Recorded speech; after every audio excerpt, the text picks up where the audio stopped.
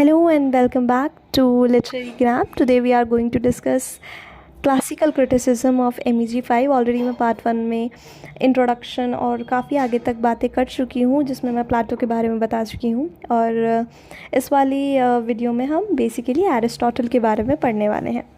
Aristotle Plato का student था। Aristotle जो थे वो ग्रीक फ़िलासफ़र हैं, जूलॉजी फाउंडर हैं और उनके फेमस वर्क हैं पोएटिक्स एंड रिटोरिक। सेकेंडली वो ट्रेजेडी कंटेंट को, ट्रेजेडी टेक्स्ट को सबसे ज़्यादा पॉपुलर वर्क ऑफ आर्ट मानते थे, सबसे ज़्यादा सुपीरियर मानते थे। जैसे कि वो प्लाटो के स्टूडेंट है, इट डज़ नॉट मीन कि वो प्लाटो के ही व्यूज़ आपको आगे पास ऑन करेंगे। Instead of it he is completely different. जो एरिस्टोटल है वो प्लाटोस के व्यू से बिल्कुल डिफरेंट है। जहाँ पर प्लाटो पोएट्स की रिस्पेक्ट नहीं करते थे, वहीं एरिस्टोटल पोएट्स की रिस्पेक्ट करते हैं। एरिस्टोटल का कहना है कि पोएम जो है वो फ़िलासफ़ी है, क्योंकि इमेजिनेशन करना हर किसी की बस की बात नहीं है, इसलिए वो पोएट्स को एक अलग रिस्पेक्ट देते हैं। ऑन वन हैंड जहाँ पर प्लाटो को लगता था होमर एक वर्स्ट पोएट है और वो उनसे चिढ़ते थे, तो वहीं on the other hand Aristotle is like Homer and Hazel are the top poets of the century. उनका कहना है, एरिस्टोटल का कहना है कि art is not dangerous, imitation is natural. क्योंकि मतलब इट्स सो बेसिक कि अगर कोई भी इंसान कुछ लिख रहा है तो उनके वर्क में कहीं ना कहीं से तो इंस्पिरेशन आएगी।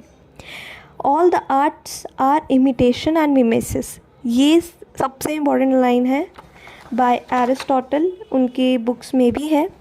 तो नेक्स्ट कंसेप्ट पे आते हैं, 6 एलिमेंट्स ऑफ ट्रेजेडी। ये सबसे इम्पॉर्टेंट पार्ट है, ये हर बार पेपर में आता है, जिसमें उन 6 एलिमेंट्स को 2 पार्ट्स में डिवाइड किया हुआ है। First is internal and second is external.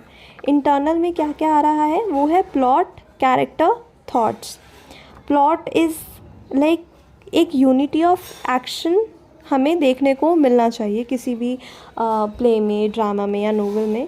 हमें एक यूनिटी ऑफ एक्शन देखने को मिलना चाहिए, जिसके अंदर बिगनिंग हो प्ले की, मिडल हो प्ले का, एंड हो, मतलब अरेंजमेंट, मैग्नीट्यूड एकदम परफेक्ट लेवल होना चाहिए। सेकेंडली कैरेक्टर्स, जो हमारे नोवेल्स में या फिर आपको किसी में भी आपकी, जैसे कि आपको बता चुकी हूँ मैं, एरिस्टोटल ट्रेजेडी को सुपीरियर मानते थे। तो उनका कहना था कि जो कैरेक्टर हो वो प्लॉट को सपोर्ट करें, कैरेक्टर प्रॉस्पेरस हो और गॉड को मानता हो और पिटी और इमोशंस को जनरेट कर सके, और उस कैरेक्टर में एक हीरोइस्टिक पर्सनालिटी होना काफ़ी ज़्यादा ज़रूरी है।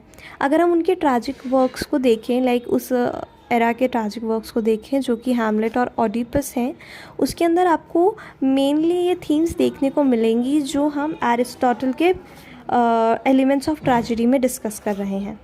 नेक्स्ट हमारा है thoughts, like what thoughts does writer want to present, like writers कौन से थॉट प्रेजेंट कर रहा है, वो भी इम्पॉर्टेंट पार्ट है। तो सेकेंड पार्ट है हमारा एलिमेंट्स ऑफ ट्रेजेडी में, वो एक्सटर्नल फैक्टर्स हैं, जो कि लैंग्वेज है, म्यूज़िक है और स्पेक्टिकल है।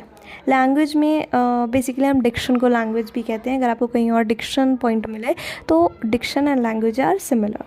इसके अंदर पोएट या राइटर जो भी है वो क्या तरीका यूज़ कर रहा है लिखने का, उसमें मिस्ट्री कैसे रिवील हो रही है, कौन से लिटरेरी टर्म है, सिम्बलिज़म कैसा है, नैरेटिव टेक्निक कैसी है, ये सब चीज़ें कवर होती हैं। और सेकेंडली हमारा म्यूज़िक आता है एक्सटर्नल पार्ट में। Music is important to keep the entertainment align for the audience. Like music होगा, सॉन्ग, मेलोडी, ये सब होगा, तो इससे हमें एक बारी प्लॉट का ट्विस्ट भी पता लगता है, प्लॉट का फ्यूचर भी पता लगता है, और मतलब एंटरटेनमेंट भी अलाइन रहता है, इसलिए म्यूज़िक इम्पॉर्टेंट है। लास्ट जो है वो है स्पेक्टिकल। स्पेक्टिकल में हम बेसिकली क्या कंसीडर करेंगे, लाइक स्टेज डिज़ाइन।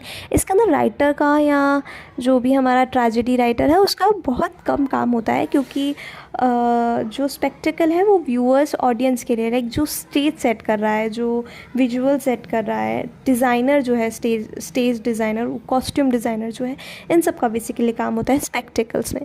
तो ये 6 एलिमेंट्स हैं ट्रेजेडी में जो हमें अपने एग्ज़ाम में लिख कर आने हैं, और अगर हम ये सब लिखाते हैं तो डेफिनेटली हम एक अच्छा स्कोर करने के लिए लायक हैं। Thank you for watching this video.